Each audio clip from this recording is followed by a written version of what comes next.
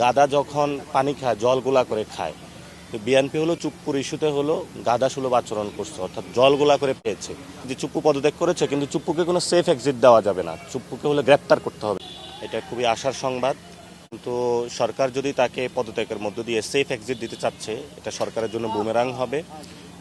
চুপ্পু কিন্তু খুনের দায়ে সেই অগাস্ট মাসে যখন আমাদের উপরে গুলি চলেছিল, সেই সময় চুপ্পু কিন্তু রাষ্ট্রপতি ছিল। তখন কিন্তু উনি পক্ষে বা জনগণের পক্ষে আসে নাই, ফলত উনি একই দায়ে অভিযুক্ত। চুপ্পুকে দ্রুত গ্রেপ্তার করতে হবে। তা আমরা কিন্তু পদত্যাগ অনেক আগেই বলে আসছিলাম। তো গাদা যখন পানি খায় জল গোলা করে খায়, তো বিএনপি হলো চুপ্পুর ইস্যুতে গাদা সুলভ আচরণ করছে, অর্থাৎ জল গোলা করে পানি খেয়েছে।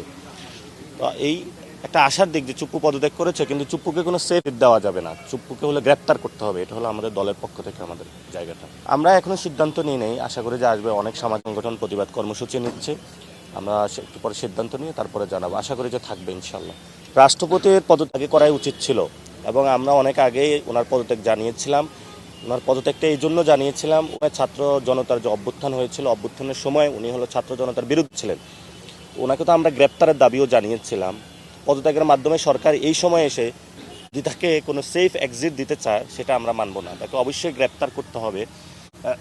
এবং পার্লামেন্ট শুরুতে চুপ্পুকে তখন পদত্যাগ করানো হয় নাই, কারণ এখন 5 মাস দিয়েছে। অর্থাৎ এখন যদি কেউ রাষ্ট্রপতি হয়, তাহলে পরবর্তী ইলেকশনের সময় বিএনপি নিজে রাষ্ট্রপতি পাচ্ছে।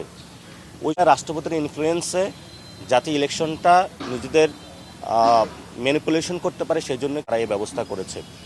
এবং বিএনপি অবশেষে চুপ্পু পদত্যাগ করেছে, কিন্তু গাদা জলগুলা করে যেমন এই অবস্থা হয়েছে আমাদের। অনেক আগে পদত্যাগ করা উচিত ছিল, তবে ওনাকে দ্রুত গ্রেপ্তার করতে হবে।